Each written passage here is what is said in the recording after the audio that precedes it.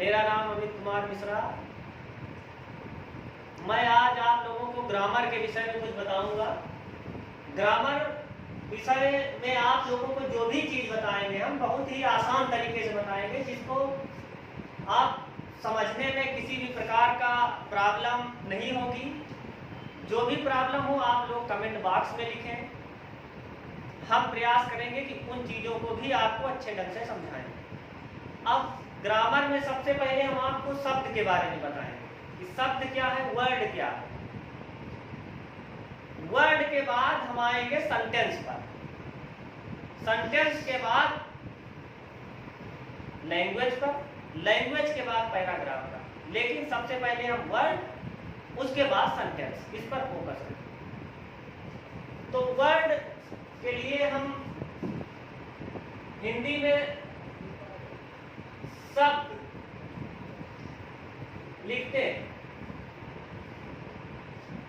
अब शब्द क्या है? शब्द गाइस अक्षरों का समूह है, अक्षरों का समूह है जिसका कोई सार्थक अर्थ निकले। A group of letters which means complete sense called word.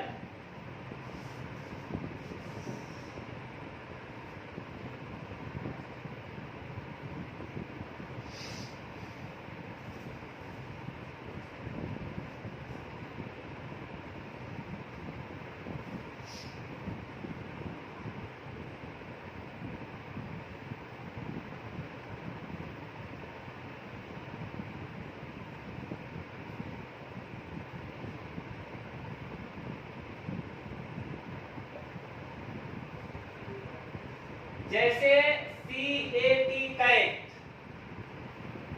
Cat means बिल्ली, या लिखा जाए कम, कम मीन आना। लेकिन यदि हम इसी बात को लिखें PAC, तब इसका कोई शाब्दिक अर्थ नहीं निकल पाएगा। या हम लिखें EOMC,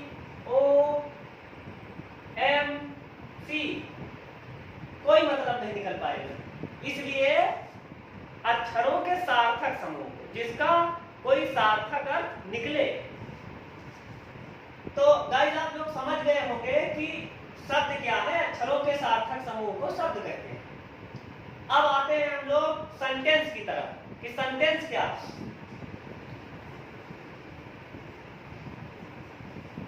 देखिए जिस तरह से हमने शब्द को एक्सप्लेन किया, परिभाषा दी, उसी तरीके से वाक्य को भी परिभाषित करेंगे। वाक्य जो होता है वो शब्दों का एक सार्थक समूह होता है। A sentence is a group of words which make complete sense called sentence. तो वाक्य के लिए वाक्य को लिखते हैं इंग्लिश में सेंटेंस। अब वाक्य जो होते हैं वो कितने प्रकार के होते हैं? जैसे वाक्य को पहली चीज तो ये कि परिभाषित करेंगे हम लोग, जिस प्रकार शब्द को किया। तो वाक्य शब्दों के सार्थक समूह को कहते हैं। सार्थक का मीन्स जिसका कोई अर्थ निकले। जैसे माय ब्रदर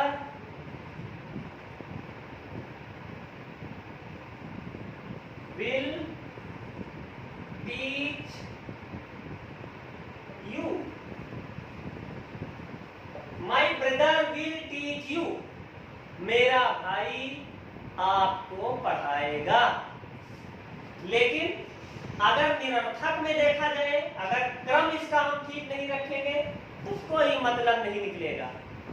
जैसे इसी बात को लिखा जाए टीच यू विल ब्रदर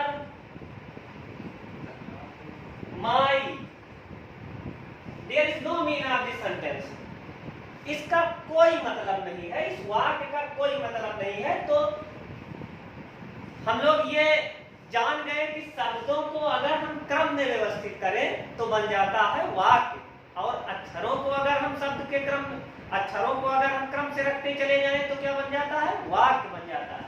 तो गाइस हम लोग अब इस तरफ आएंगे कि वाक्य के काइंड कितने होते हैं, प्रकार कितने होते हैं, how many types of sentence. तो अगर इंग्लिश में कहा जाए तो वाक्य 5 प्रकार के होते हैं। Assertive sentence, interrogative sentence, imperative sentence, optative sentence और लास्ट एक्सक्लेमेटरी सेंटेंस।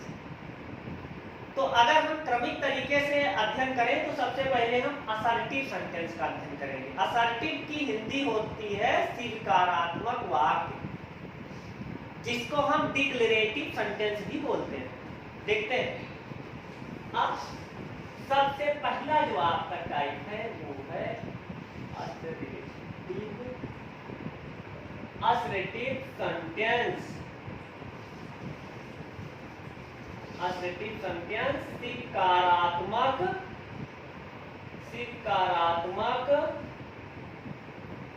वाक्य। अब प्यारे बच्चों, स्वीकारात्मक वाक्य का मतलब जैसे कहा जाए कि Ram can play, Ram can play hockey, Ram hockey खेल सकता है। तो ये असर्टिव के अंतर्गत आएगा। और यदि इसी को कहा जाए कि Ram can not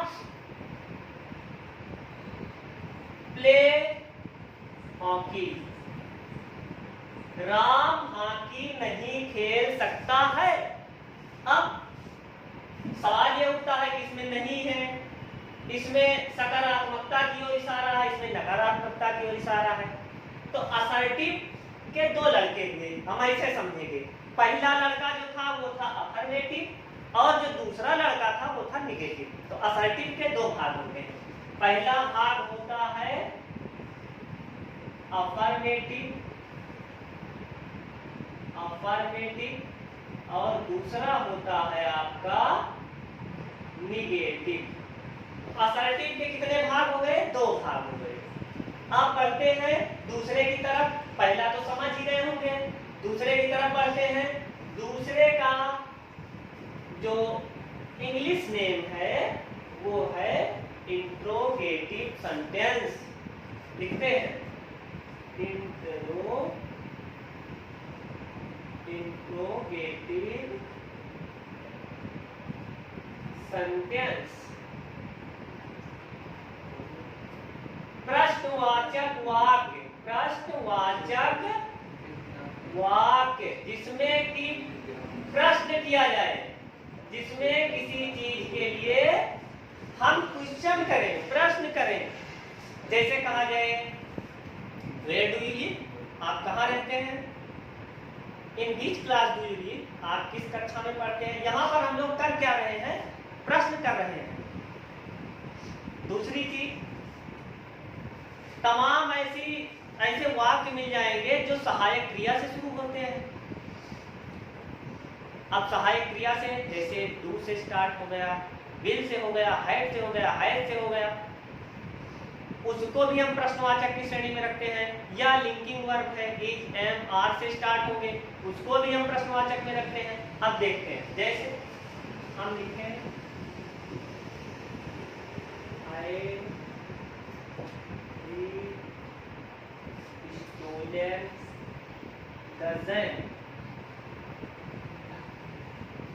had he stolen the zen, first example, and second one is where will you go। देखिए had he stolen the zen, क्या उसने मुरब्बा चुराया था। और नीचे वाले का अगर अर्थ निकालेंगे तो वेयर विल यू गो, आप कहाँ जाएंगे। तो यहाँ प्रश्न वाली स्थिति आ गई, तो प्रश्न की स्थिति आएगी तो क्वेश्चन मार्क लगा भी रहेगा, पहचानने में भी दिक्कत नहीं होगी। तो ये दूसरा टाइप हो गया आपका इंट्रोगेटिव। अब दूसरे के बाद हम तीसरा प्रकार सीखते हैं वाक्य का, वो भी बहुत इजी वे में। कैसे सीखते हैं? तीसरा आता है इम्परेटिव। इम्परेटिव की हिंदी होती है आज्ञार्थक वाक्य, जिसमें किसी को परमिट दी जाए, आज्ञा दी जाए। जैसे अब उसको समझने के लिए आपको देखना पड़ेगा, इम्परेटिव सेंटेंस, आज्ञार्थक वाक्य, आज्ञार्थक वाक्य। अच्छा, जैसे कहा जाए switch on the light, switch on the light, switch on the light, बत्ती जला दो, बत्ती जला दो। तो यहां पर आदेश दिया जा रहा है, आज्ञा दी जा रही है, आज्ञार्थक वाक्य होगा। या कहा जाए don't eat too much, don't eat too much, ज्यादा मत खाओ, ज्यादा मत खाओ। इसलिए नहीं कि गैस्ट्रिक प्रॉब्लम हो जाएगी, यहाँ पर सलाह दी जा रही है, यहाँ पर आज्ञा दी जा रही है, यहाँ पर रिक्वेस्ट समझ लो, सलाह समझ लो। तो ये भी इंपरेटिव के ही अंतर्गत आता है। ठीक, उसके बाद हम तीसरे के बाद चलेंगे चौथे की तरफ। जो चौथा है, चौथे को हम कहते हैं ऑप्टेटिव सेंटेंस। ऑप्टेटिव की हिंदी होता है इच्छा सूचक वाक्य। अब इच्छा सूचक वाक्य कैसे है? जैसे गांव देहात में लोग कहते हैं भगवान भगवती माई बनाए रहे, कहते हैं ईश्वर आपको दीर्घायु करे, ये भी बोलते हैं। तो यहाँ पर इच्छा जाहिर की गई। देखते हैं optative, optative sentence. Optative sentence means इच्छा सूचक, इच्छा सूचक वाक्य। अब इच्छा सूचक वाक्य में क्या आ गया? जैसे may you live long, may you live long। इसका मतलब कि आप दीर्घायु हो, आप दीर्घायु हो। या कहा जाए may you get first, may you get first division in the class। आप कक्षा में प्रथम आए, आप कक्षा में प्रथम आए या उत्तीर्ण हो भाव में। तो यहाँ पर इच्छा व्यक्त की जाती है, विश, जिसको हम विश बोलते हैं। तो ये चौथा प्रकार है ऑप्टेटिव का। तो गाइस अभी तक आप लोगों ने 4 प्रकार पढ़ लिए। अब 4 के बाद जो लास्ट वाला है उसकी तरफ बढ़ते हैं। जो 5वां टाइप है उसको हम कहते हैं एक्सक्लामेटरी सेंटेंस। एक्सक्लामेटरी सेंटेंस का मतलब क्या होता है? भाव सूचक वाक्य। भाव सूचक वाक्य क्या है? अब भाव सूचक वाक्य में हम ये देखते हैं कि गांव में देहात में हम लोग जब जामुन आम तोड़ने जाते हैं तब उसको खूबसूरती के लिए क्या कहते हैं? देखिए कितनी अच्छी जामुन लगी, वो भाव में प्रकट करते हैं, कितना अच्छा मौसम है। कितनी सुंदर धूप खिली है। तो ये सब भावसूचक वाक्य ही तो है, एक्सक्लेमेटरी सेंटेंस ही तो है। या कहा जाए कि आप कितने धूर्त हो, आप कितने धूर्त हो, आप कितने चालाक हो। अगर अफर्मेटिव में समझा जाए तो इसका मतलब आप बहुत चालाक हो, बहुत अच्छा मौसम है। देखते हैं पांचवा टाइप देखते हैं जो कहलाता है एक्सक्लामेटरी सेंटेंस। क्या कहलाता है? Exclamatory sentence.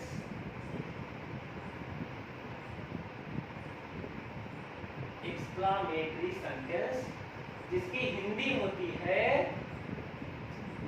भावसूचक वाक्य।